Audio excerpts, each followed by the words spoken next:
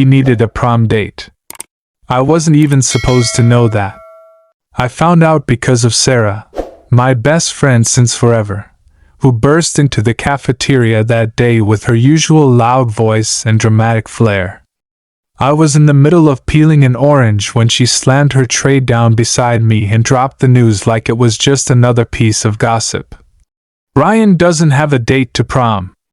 I blinked at her, caught off guard, juice from the orange dripping between my fingers. "So?" I asked, trying to sound disinterested. But inside, something tightened in my chest. Ryan, her older brother. The guy who barely said 2 words to me unless he was being polite. The guy who always seemed to glide through high school with this smooth confidence that made people either admire him or hate him. Or both. I'd seen him around, of course. At their house. At school. At the gym sometimes when Sarah dragged me to basketball games. He wasn't like the other guys. He wasn't all loud and obnoxious. He was quieter, sharper. The kind of guy who could kill you with a glance, but also say, "Thank you," when you passed him the ketchup. And now he needed a date. Somehow, that detail stuck with me the rest of the day. Like a pebble in my shoe I couldn't shake out.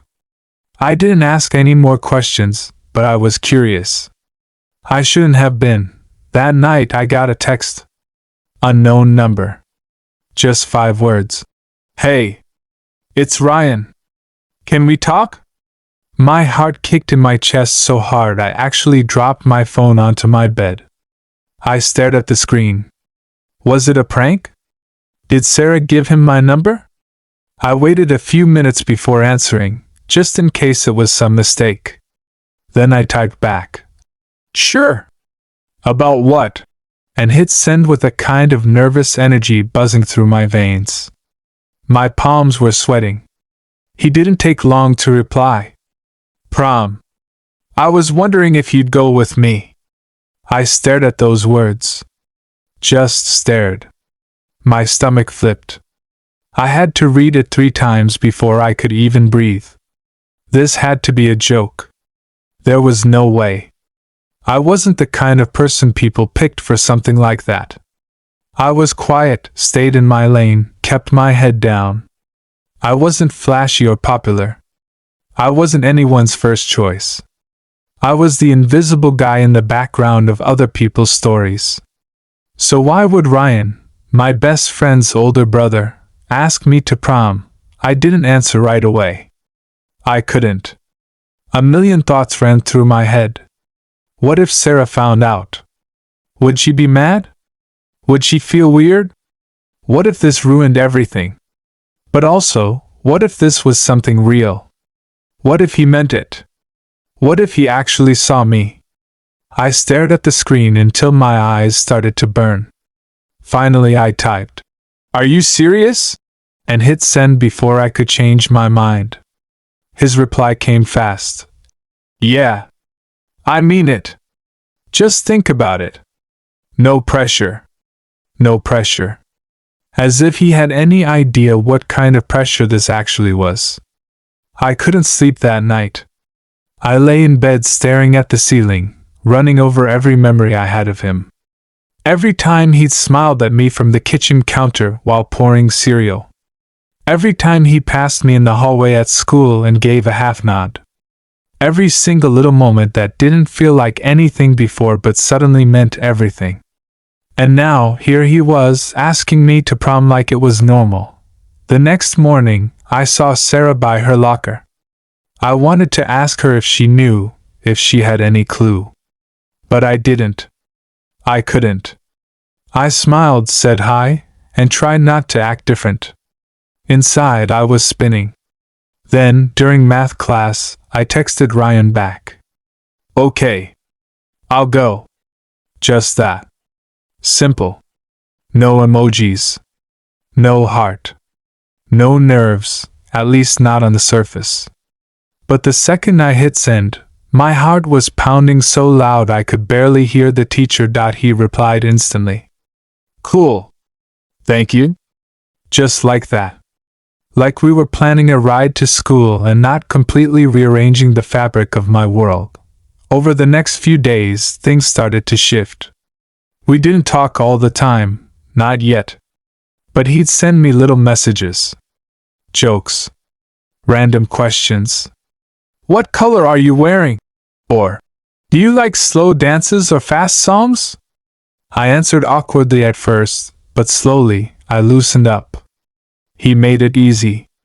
He never teased, never pushed. He just talked. Like I mattered. Like I was someone worth talking to. And then came the moment that really made my hands shake. One night, around 10 p.m., I got a text. "You're easy to talk to." Just that. Nothing else. No context. I stared at the screen, my chest warm and tight. I wanted to say something smooth back, something confident. But I wasn't that guy. So I just replied, "You too." But I meant it. More than I could say. More than I even knew how to explain. Every day after that felt different. Like the air around me had shifted. I started to notice things I hadn't before. How my heart sped up when I saw his name pop up on my phone. How I smiled when I read his messages. And how I caught myself looking for him in the halls, even though I told myself I wasn't. I couldn't stop it. Something was happening. Something I didn't have a name for. But it was real. It was there. And it scared me. Not because it felt wrong, but because it felt right. Too right. The Friday before prom, I stayed late in the library, pretending to work on a paper. My phone buzzed, and it was him again. "What's your favorite song?" "Just wondering." I replied without thinking. "Yellow Lights." He replied with a single line that made me forget how to breathe. "I want our first dance to be under those lights." I didn't answer right away. My fingers hovered over the keyboard. I read it again and again. I wanted to scream, or laugh, or cry, or all three. I couldn't tell if he was just being sweet or if he meant more. But my heart decided for me. I typed, "Me too." Then I locked my phone, leaned back in the chair, and covered my face with my hands. I never expected to feel this. Not with him. Not like this. But the thing about emotions is, they don't wait for permission. They don't ask if it's safe. They just happen. And when they do, they change everything. I didn't know what would come next. I didn't know if it would last. But I knew this. I was going to prom. With him. Ryan. My best friend's brother. And whether it was a mistake or something bigger, I was already falling.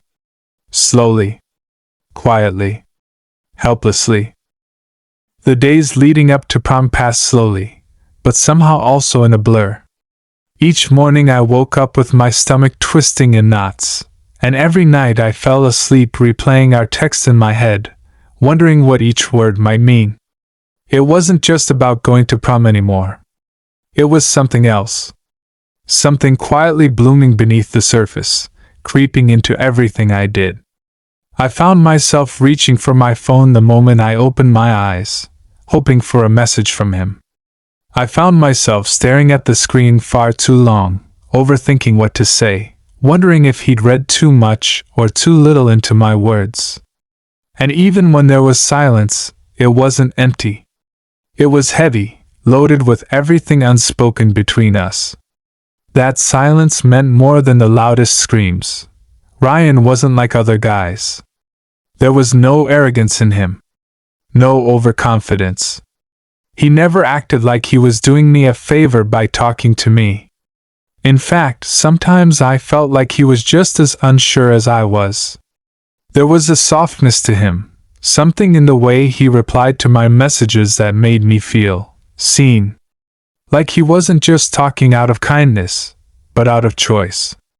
And for someone like me, someone who often felt invisible, that mattered more than I could explain. One afternoon, after school, he texted me, What color's your outfit? Just so I don't clash. I smiled at my screen, then paused, unsure. I hadn't even thought about that part. I was still stuck on the idea that I was actually going. That I was going with him. I hadn't even picked a suit yet. Everything felt so unreal that it was hard to focus on the details. But I didn't want him to know that. I didn't want to seem unprepared. So I answered with a shrug of confidence I didn't feel. Black. With silver accents, maybe, he replied. Nice. I'll match you. Just like that. As if it were the most natural thing in the world. As if the world would allow two boys to stand side by side in matching colors under fairy lights, without stares or whispers. That evening, I went shopping with my mom. She didn't know who I was going with. I hadn't told her. I didn't know how. I told her it was a friend. I think she believed me, or maybe she didn't, but she didn't press. She helped me pick out a suit, helped me try on shoes, even gave me a small nod when I asked for the silver tie. You look good, she said. Really good. I smiled, but it didn't reach my eyes. My mind was elsewhere. With him. With how he'd look when he saw me in it. With what his eyes might say. With how close we'd stand. I imagined his hand on my back, guiding me through the crowd. I imagined his voice in my ear. And I knew I was too far gone. Our texts kept coming every day. Some were short. Some were long. Sometimes we just sent each other stupid memes. Sometimes he asked about music, or movies, or favorite snacks. Sometimes it was deeper. One night, just before midnight, he asked, Do you ever feel like you're not supposed to want what you want? The question made my chest tighten. My thumb hovered over the keyboard. I didn't want to assume. I didn't want to ruin anything by reading too much into it. But how could I not? I thought for a moment, then wrote, Every day. He didn't respond right away. 10 minutes passed. Then 20. I put my phone down, heart racing. Then it buzzed. Same. Just one word. But it carried so much. It told me I wasn't alone. It told me he understood. And that scared me more than anything else. The next day at school, everything felt different. I saw him walking down the hallway, laughing with his friends. But then he caught my eye and gave me the smallest nod. Barely a movement. But I felt it. It was for me. It was real. I walked past Sarah later that afternoon, and she said, Ryan seems weirdly happy lately. Wonder what's up with him. I forced a smile, shrugged. Maybe he's excited for prom. She grinned. You're lucky to be going with him. I mean, don't let it go to your head or anything, but he's kind of a big deal. My throat tightened. I didn't answer. I just walked with her toward the parking lot, my heart heavy with the weight of secrets I wasn't ready to share. That night, Ryan texted me again. Can I ask you something? I stared at the message. I typed, sure, and hit send. His reply came a minute later. What would you do if someone close to you didn't approve? I knew exactly what he meant. I didn't need details. I knew that fear. I'd lived with it. I typed slowly, careful with each word. I tried to understand them. But I'd still choose what makes me feel like myself. He replied with 3 words. You're really brave. I didn't feel brave. I felt terrified. But hearing that from him, reading it, knowing he saw me that way, it gave me something I didn't know I needed. Each message became a thread, weaving us together in a web of gentle understanding and quiet longing. We never said the words out loud. We didn't talk about labels. We didn't talk about who we were, or what we were to each other. But it was there. In the space between messages. In the late night silences. in the pauses after certain sentences. It was all unspoken, but it was real. And it was growing stronger. The night before prom, I couldn't sleep. I lay in bed, staring at the ceiling, my thoughts spiraling. I wondered what tomorrow would look like. I wondered how it would feel to stand next to him. I wondered if we'd dance. If he'd touch my hand. If he'd look at me like he meant it. I wondered if Sarah would notice. If anyone would. And I wondered, most of all, if this was just a moment, or the beginning of something I wasn't ready to name. At 1:03 a.m., my phone buzzed. Ryan. Nervous? I smiled in the dark. Very. A moment passed. Then he wrote, "Don't be. Tomorrow. I've got you." My breath caught. I read those words again and again, memorizing them, holding on to them like they were a promise. And maybe in a way they were. Maybe that was his way of telling me I wasn't alone. That he'd stand by me. That whatever came next, we'd face it together. I put my phone down, turned onto my side, and closed my eyes. My heart was still racing, but I felt a little lighter. A little warmer. I didn't know what would happen tomorrow. I didn't know if we'd be found out, or if things would fall apart. But for the first time in a long time, I wasn't afraid of wanting something. I wasn't ashamed of the way my heart beat faster when I thought of him. Because he wanted this too.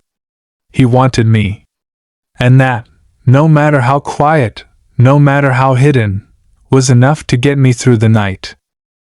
Prom night arrived under a sky washed in soft golds and deep violets. The sun had just dipped below the trees, and everything outside my bedroom window shimmered with that quiet magic that only happens right before the world changes. I stood in front of the mirror, tying and readying my silver tie for the third time, my fingers fumbling even though I'd practiced. My heart was pounding so loudly it drowned out the soft music playing from my speaker. I could feel the weight of the night pressing down on my shoulders, beautiful, terrifying, and heavier than anything I'd ever worn. The suit fit perfectly. Sleek black, with a soft silver trim that caught the light just enough. I looked at myself and almost didn't recognize the person staring back. I looked calm, polished, like someone who belonged. But inside, I was anything but. My phone buzzed. One word. Outside. I didn't breathe. For a full 5 seconds, I just stood there, frozen, staring at the screen. Then I grabbed my jacket, ran a hand through my hair one last time, and stepped out the door. My mom called from the kitchen.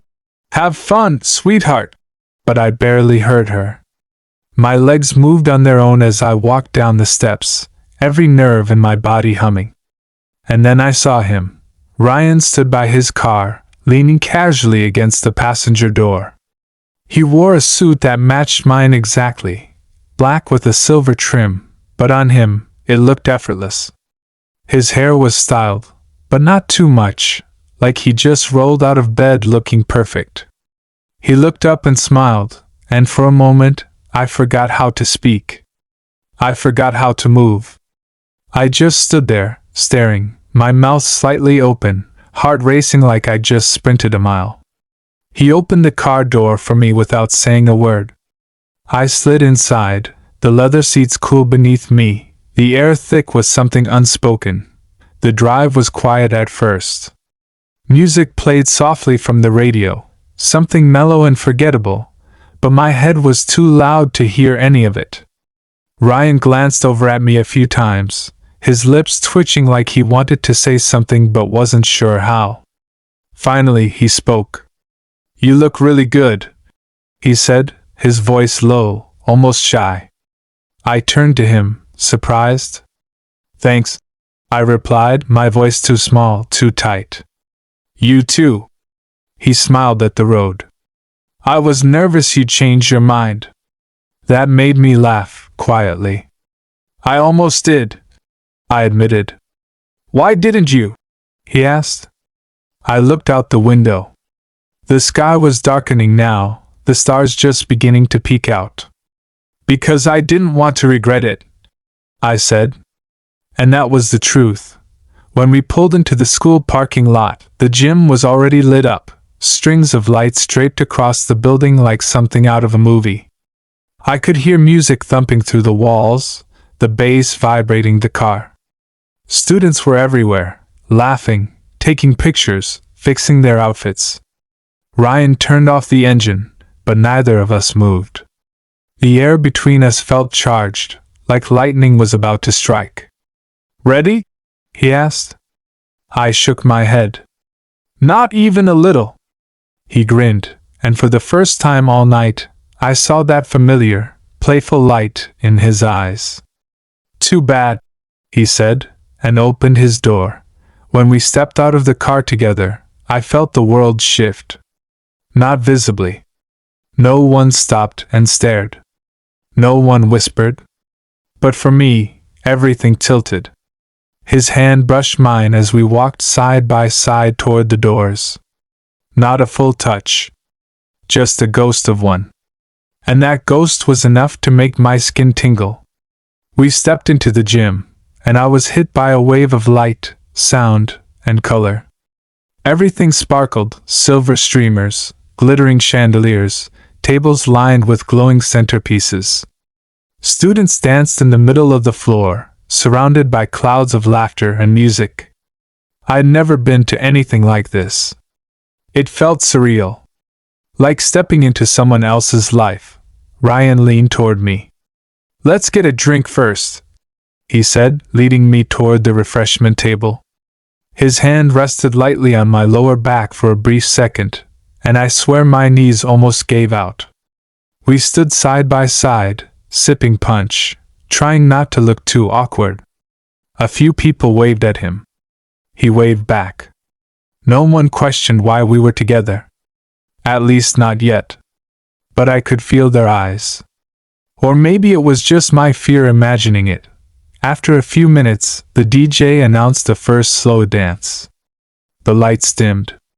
The music changed. Something soft and slow started playing. I knew the song immediately. Yellow Lights. My heart stopped. I turned to look at Ryan. He was already looking at me. I asked for it, he said. His voice barely above a whisper. You said it was your favorite. I couldn't speak. My throat closed up.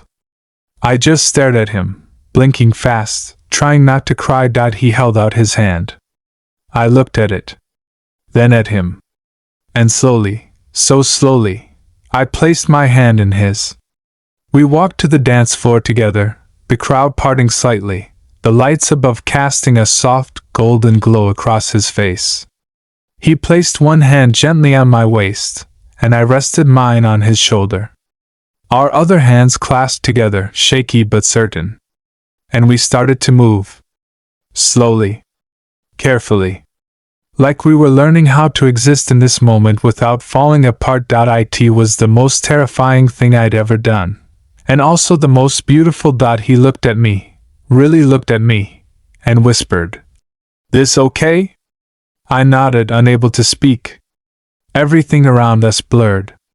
The music. The lights. The people.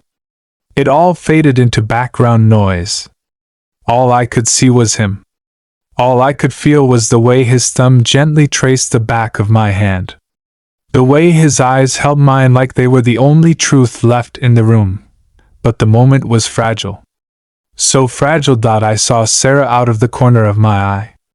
She was standing near the tables, laughing with a group of friends. She hadn't seen us yet. My heart jumped to my throat. I looked away quickly. Panic rose in my chest. Ryan noticed. "We can stop," he whispered. "If you're not ready." I shook my head. "I don't want to stop. I just don't know if I can keep going." He pulled me closer. His voice was steady. "You don't have to do this alone. I'm here. With you." And just like that, The fear didn't go away, but it softened. I rested my head against his chest. He smelled like cedarwood and something warm. He felt safe. We danced like that until the song ended. The lights brightened. The world came back. We stepped off the floor, breathless and quiet. Neither of us said anything, but everything had changed. Something had been said without words. Something neither of us could take back. I knew then that this wasn't just a favor anymore. This was real, and I was in deep. The Monday after prom felt like waking up from a dream that had somehow snuck into reality. The morning light spilling into my room looked the same as it always did. My alarm sounded the same shrill note, and my feet touched the floor in the same sleepy pattern. But nothing was the same. My body moved like it always did, but my heart carried something new, something heavy and soft at the same time, something that felt like it was made of light and fear all at once. I kept replaying prom in my head, every single detail, like I was terrified the memory might fade or change or slip away.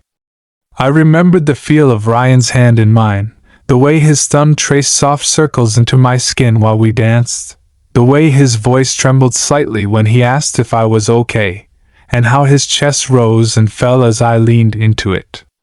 I remembered the lights, the song, the way time slowed when he looked at me, and the strange, scary comfort I felt in his arms. But most of all, I remembered the silence that followed. That quiet, breathless space after the music faded, when we stepped away from the dance floor and stood in the shadows, saying everything with our eyes and nothing with our mouths. That night, after he dropped me off, we didn't say much. He parked in front of my house, let the engine idle, and turned to me with a look I couldn't quite understand. His hand was still on the gearshift, but he wasn't in a hurry to leave. I sat there, unsure of what to do, my hands folded in my lap. We just sat in silence for a while, the soft hum of the car filling the space between us. Then he said, "Thank you for tonight," in a voice so gentle it made my chest ache. I nodded, wanting to say more, needing to say more, but the words tangled in my throat. I opened the door, paused, turned back to him, and whispered, "I'm glad it was you." His eyes softened, and for a moment I thought he might say something big, something that would turn the night into a fairy tale ending, but instead, he just smiled and said, "Good night." And that was it. No kiss. No promises. Just the quiet thud of my door closing behind me and the soft glow of his taillights disappearing down the road. Now, sitting in my usual spot at the lunch table, the weight of that night clung to me like a second skin. Sarah sat across from me, talking about something, homework, probably, or how her date ended up ditching her halfway through the night, but I could barely focus. My mind was still tangled in silver lights and whispered words. I looked up once, just to glance across the cafeteria, and there he was. Ryan. Sitting with his usual group, laughing at something one of his friends said, his head tilted back, mouth wide in a way I'd never seen. He looked normal. Like nothing had changed. Like prom had just been a fun night, and now it was over. I tried not to feel the sting of that. I tried not to let it creep into my chest and settle there like disappointment always does. But it did. I looked back at Sarah.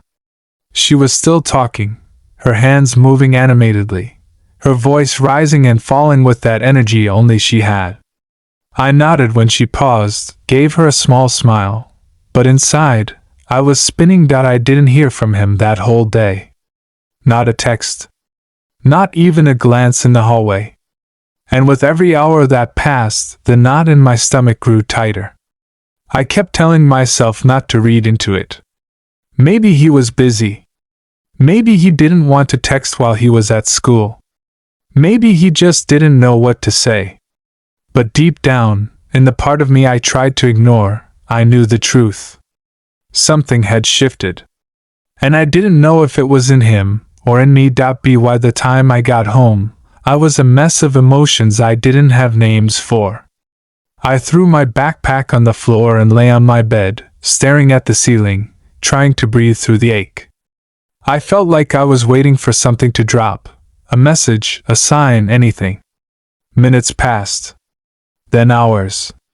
My phone remained silent. I scrolled through our old texts, rereading them like they were some kind of proof that I hadn't imagined it all.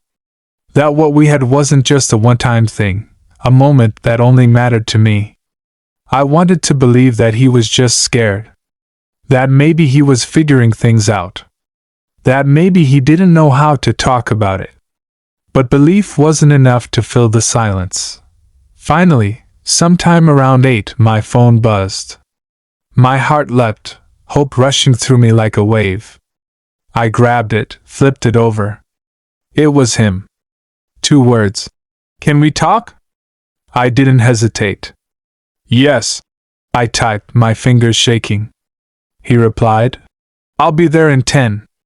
10 minutes later, I was sitting on the front steps of my house, my jacket zipped up against the night air, watching his headlights approach. He pulled up slowly, parked, and stayed in the car for a few seconds before getting out. When he finally stood in front of me, his hands shoved deep into his pockets, his eyes didn't meet mine right away. "Hey," he said softly. I nodded. "Hey." There was a long pause, the kind that stretches forever. Then he sat down beside me. "I didn't mean to ignore you," he said. His voice was tired. I could hear the weight in it. I didn't know what to say."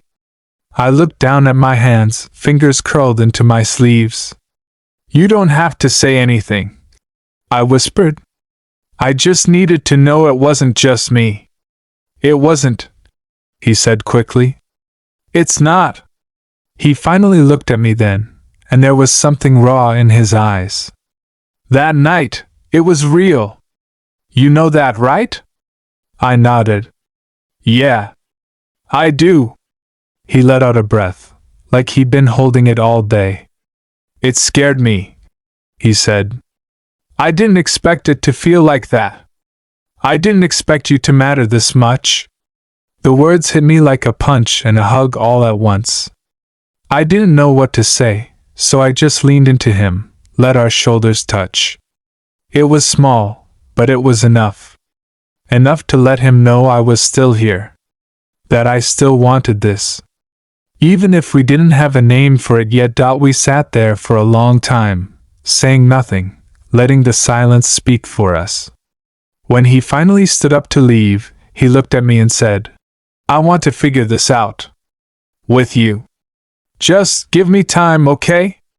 I nodded. "I'm not going anywhere." And I meant it. Even if everything else fell apart, I wasn't going to run. Not from him. Not from this. Because whatever this was, it mattered. It mattered enough to stay. It mattered enough to fight for. Even if it hurt. Even if it was complicated. Even if the world wasn't ready. We were. Or at least, we were trying to be. And maybe that was enough for now. The park bench was cold beneath me, the wood rough and chipped in places, like it had weathered 1,000 forgotten conversations. I sat hunched forward, elbows on my knees, staring at the gravel path as my heart beat steadily against my ribs. It was early evening, that golden hour when everything looked softer than it really was. The air smelled like cut grass and the faint sweetness of spring flowers, but none of it reached me properly. I was too lost in thought, caught somewhere between anticipation and dread. Ryan had asked me to meet him here, and every minute that passed twisted the knot in my stomach a little tighter. It had been a few days since we last spoke face to face, since prom night, and that aching silence afterward, broken only by his promise that we'd figure this out together. But those words had faded a little with time, dulled by distance, and the cruel weight of the real world pressing in around us. Still I came. Because I had to. because I needed to know if those words still meant something to him, or if they dissolved the way good intentions so often do. I heard footsteps before I saw him, the slow crunch of shoes on gravel pulling me out of my thoughts. I looked up just as Ryan rounded the corner, hands in his hoodie pockets, eyes scanning the path until they landed on me. His expression was unreadable, something between nervous and determined. When he reached me, he didn't sit down right away. He stood there, looking at me like he was waiting for permission. I scooted over, patting the empty spot beside me, and he took it silently. For a long moment, neither of us spoke. We just sat there, the quiet stretching out between us like a tightrope we weren't sure how to walk. Finally, he exhaled, long and slow. "I've been thinking," he said, voice low. I didn't respond. I just waited. About everything. About you. About what prom meant. About how I've been acting since then. He paused, and I could see the tension in his jaw. "I know I haven't been consistent. One minute I'm telling you I want this, and the next I disappear. That's not fair to you." I turned to look at him, the way his shoulders curled slightly inward, the way his eyes stayed fixed on the horizon like he couldn't bear to meet mine. "You're scared," I said quietly. "It's okay to be scared." He finally turned to me, his eyes raw. "It's not just that I'm scared. It's that I don't know how to do this. I don't know how to explain this to other people. To Sarah. To my parents. To myself, even.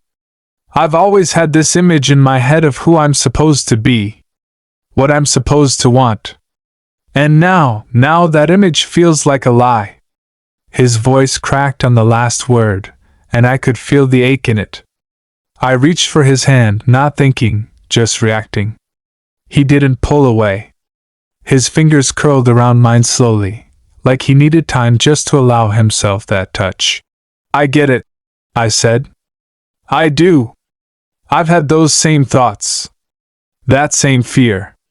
But I can't do this if I'm the only one willing to hold on. I can't be a secret forever. I'm not saying we need to announce it to the world or throw it in anyone's face, but I need to know that you're not ashamed of what this is." I hesitated. "Of what we are." He flinched at that, but not in anger, more like guilt. He squeezed my hand gently, and for the first time, his eyes held steady. "I'm not ashamed," he said firmly. "I'm confused. I'm terrified. But I'm not ashamed of you. You're the one thing that's made sense to me in a long time." My chest tightened, my throat burning.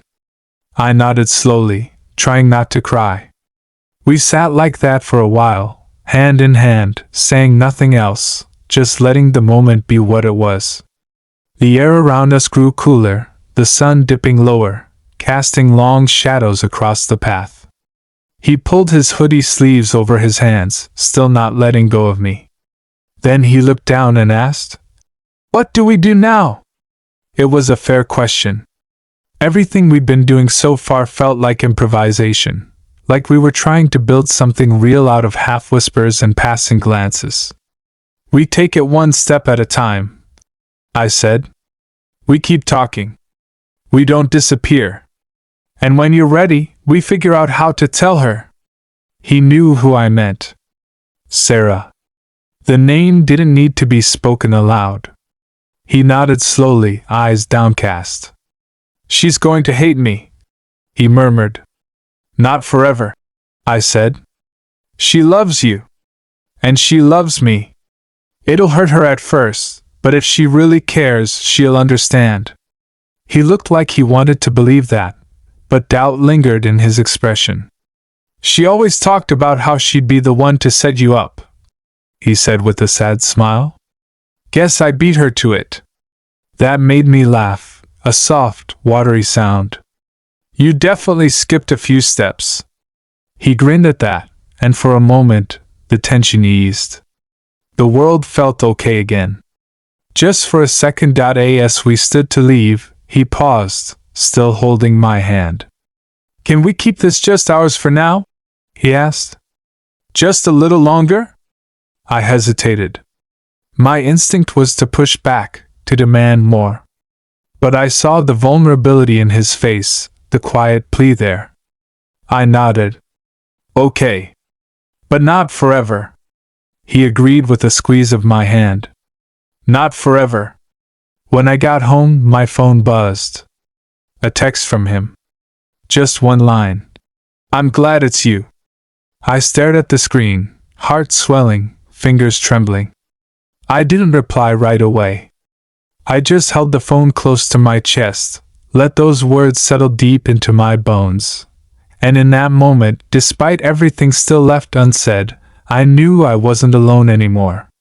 Whatever came next, confusion, confrontation, even heartbreak, I wasn't facing it in the dark.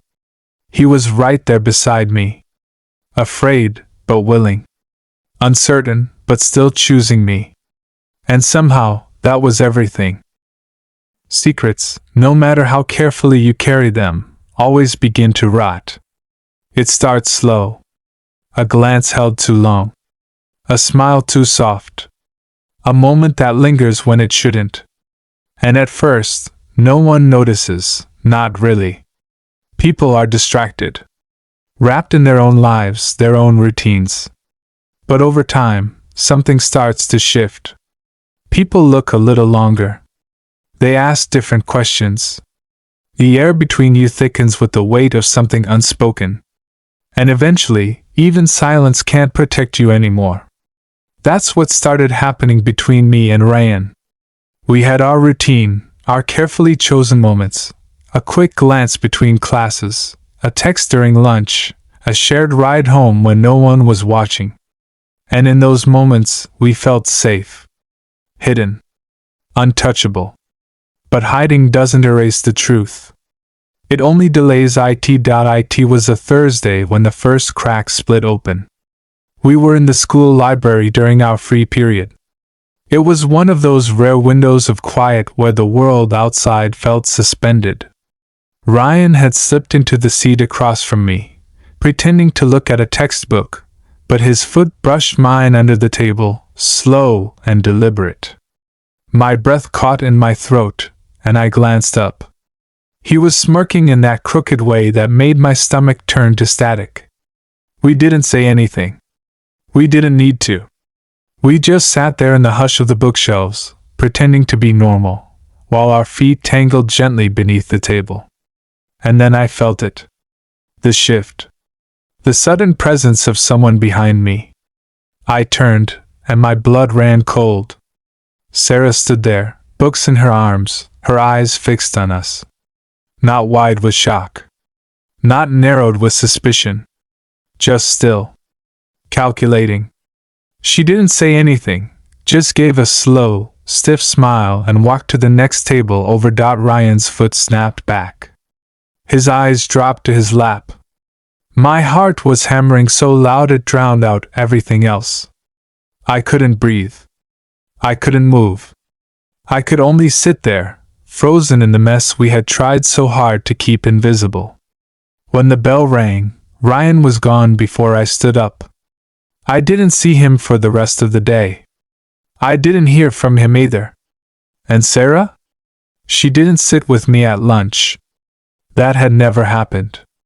Not once, not in all our years of friendship. I ate alone, my food untouched, my thoughts spiraling. She knew. Or at least she suspected. And somehow, that hurt even more than if she had screamed or thrown something. It was the distance. The coldness. The absence where warmth used to be. That evening, I stared at my phone for hours. Messages sat unsent.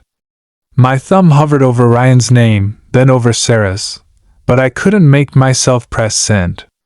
I didn't know what to say to either of them. I didn't know if I had the right. Around 10, I finally got a text from Ryan. She saw us. I think she knows. I'm sorry. I stared at those words, feeling them settle like stones in my chest. He was sorry. So was I. Sorry we hadn't been careful. Sorry we hadn't been brave. Sorry we'd let something beautiful get tangled in shadows. But mostly, I was sorry because I knew this wasn't just about us anymore. It was about her. About what we were risking. About who we might lose. The next day was worse. Sarah didn't even look at me. She walked past in the hallway without a glance. She laughed louder at her locker, surrounded by people who didn't know her like I did. Who didn't know that she laughed like that when she was trying not to cry. I tried to approach her after school. "Sarah, please," I started, but she cut me off with a look that stopped me cold. "Don't," she said. Just that. One word. Full of pain. Full of betrayal. I watched her walk away, my throat tight, the words I had practiced dying before they reached my lips. That night, I met Ryan outside the gym. We had planned to walk to the store together, but everything felt different now. He looked tired. Not just physically, but in that deeper, soul-draining way. He rubbed the back of his neck and looked at me like he was trying to find the right place to start. "She won't talk to me either," he said. "She asked if I was using you." I didn't know what to say. I flinched. "Using me?" I repeated, the words tasting bitter. He nodded. "She said I was leading you on. That I didn't know what I wanted. That I was being cruel." He looked up then, his eyes red. "I'm not using you. You know that, right?" I nodded, though part of me still hurt from hearing those words come from someone else. "I know," I said softly. "But does she?" We walked in silence for a while, the night air cool against our skin. The street lights cast long shadows, and everything around us felt heavier than usual. "I hate this," he said suddenly. "I hate that something that feels this good has to be so complicated." I stopped walking. "Then why are we still hiding?" I asked. "Why are we letting fear decide everything for us?" He turned to face me, his eyes wide. "Because I'm not ready for the fallout," he said. "Because I'm scared I'll lose her. And maybe you too." My chest tightened. "You can have both," I said. "Not if we keep pretending like we're not real." He didn't answer right away. Just looked at me like he was trying to memorize my face, like he was afraid I'd vanish if he blinked. Then he stepped closer. "I'm not ready to lose you," he whispered. "Even if it means everything else falls apart." I didn't know how to respond. My heart was already breaking in places I didn't know existed. I wanted to tell him it was okay, that we could take more time. But I also wanted to scream, to demand more, to beg for something solid to hold on to. Instead, I did the only thing I could. I took his hand, right there under the streetlight, and held it tight. "I'm scared too," I said. "But I'm still here." And for now, that had to be enough. Even if the world was unraveling around us. Even if the people we loved were pulling away. Even if the truth we shared felt too fragile to survive. We were still here. Still holding on. Still trying. And that meant something. That had to mean something. The silence between me and Sarah had stretched so long it stopped feeling like a pause and started feeling like the end. Each day passed like a soft punishment, a quiet reminder of how fragile things really were. We hadn't spoken in over a week. No texts. No eye contact. No small jokes whispered during class. She didn't sit with me at lunch anymore. I caught glimpses of her in the hallway, surrounded by other friends, her smile perfectly placed, her laugh ringing out just enough to seem real. But I knew her too well. I could tell when she was forcing it. I could tell by the way she tugged at her sleeves when no one was watching, or how she stared into space when everyone else was talking. That was Sarah's version of heartbreak, silent, composed, but screaming just under the surface. And I had caused it. Ryan was quieter too. Not with me. When we were alone, he was still soft, still thoughtful, but I could tell something was weighing on him. Like he was holding himself in place, afraid that one wrong move would make everything around him fall apart. We still texted late into the night. We still met in quiet corners of the school where no one paid much attention. But even those moments felt different now. Tense. Measured. Like we were both waiting for the other shoe to drop. It finally happened on a Tuesday. Rain had been falling all morning, and the sky looked like it had given up trying to be anything but gray. I was walking down the main hallway when I saw Sarah standing by her locker. Alone. Something about the way she was staring at the photo taped inside the door made me stop walking. It was a picture of the three of us, her, me, and Ryan, from some summer barbecue 2 years ago. We were all laughing, arms around each other, our faces shining with sun and youth and a kind of ease we'd lost somewhere along the way. I didn't plan to say anything. I didn't even plan to stop. But my feet didn't move. They just rooted there, a few lockers down, while the hallway buzzed around us. Then she turned. Her eyes locked on mine. And for a second, the world narrowed to just the two of us. She didn't speak. Neither did I. But something cracked in her expression. Some barrier she had carefully built up over the past weeks suddenly crumbled. She slammed her locker shut and walked straight toward me, stopping inches from where I stood. Her voice was low, tight. "Tell me the truth. All of it." I opened my mouth to answer, but no words came. She waited. Her jaw clenched. "Did you and Ryan, was it just prom? Or was it something more?" The hallway felt like it was tilting. My palms were sweating, my heart beating out of rhythm. "It's more," I said quietly. "It's been more." She blinked. Once. Slowly. And then her face twisted, not in anger, not exactly, but something close. Hurt. Disbelief. Something too raw to name. "And you didn't tell me?"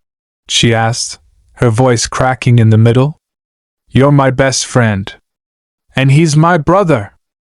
And you kept it from me like I'm a stranger. Like I don't matter. It wasn't about you," I tried to say, but she cut me off with a sharp shake of her head. "Everything is about me when it comes to you too. Do you know how it feels to be the last to know?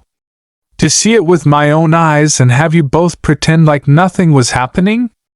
Her voice rose, and I saw a few heads turn nearby, but no one said anything. No one dared step in. "I was scared," I said, my own voice trembling now. "We were both scared. We didn't want to hurt you. We didn't know how to tell you without breaking something." "You didn't just break something," she whispered, her voice suddenly soft again, and so full of pain it felt like it might break me. "You broke me." That's when I felt it. The sharp sting behind my eyes. The lump in my throat. "I never wanted that," I said. "I never wanted to lie to you. I never wanted to make you feel like you didn't matter. But I couldn't stop how I felt. I couldn't stop what happened." She stared at me for a long moment, then turned her head slightly, eyes searching the hallway. And then her gaze fixed on something, or someone, behind me. I knew before I turned around. Ryan stood just a few feet away. He looked like he hadn't slept in days. He walked up slowly, cautiously, like he was approaching a fire that might burn him. "Sarah," he said, "I know you're angry. I know you feel betrayed. And I can't change what we did. But I need you to know, this wasn't just a fling. It wasn't some experiment, or a joke, or a mistake. I care about him. I really, really care about him." She let out a laugh that sounded more like a sob. "Since when do you care about anything, Ryan?" He winced. That's not fair. Maybe not, she said. But it's how I feel.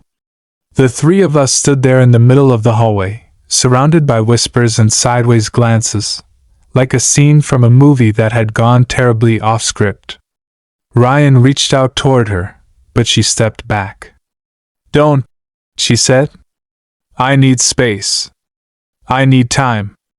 I don't know if I can forgive you yet. Either of you. And with that, she turned and walked away, leaving us standing in the wreckage of everything we thought we protected. That night, Ryan came over. We didn't say much at first. We just sat on my bedroom floor, backs against the bed, the room lit by a single dim lamp. He looked lost. Tired. Broken in a way I hadn't seen before. I think she hates me, he said. She doesn't, I replied. She's hurt. There's a difference. He nodded slowly, then turned his head to look at me. Do you hate me? The question hit hard. I shook my head. Never. He leaned his head on my shoulder, and we sat like that for a long time, just breathing, just being. I don't want to hide anymore, he said quietly. Even if it hurts. Even if people don't understand. I'm tired of pretending this isn't real. My chest ached at the truth in his voice. I wrapped my fingers around his hand and held tight. Then we don't hide, I said. Not anymore. And even though the air between us was thick with everything that still needed healing, something shifted that night. Something opened. Not fixed, not resolved, but opened. Honest. Raw. Real. And maybe that was what we needed. Not perfection. Not promises. Just the truth. And the choice to face it together. There was no dramatic turning point after that. No magical fix. No sudden sunrise that made everything clear and simple again. The days that followed were quiet, careful, and slow.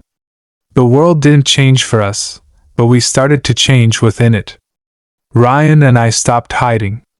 Not in a loud or defiant way, but in small, deliberate choices. We sat next to each other at lunch. We didn't flinch when someone walked by while we were talking. We let our eyes meet across rooms without looking away like it was a mistake. And slowly, the rumors started.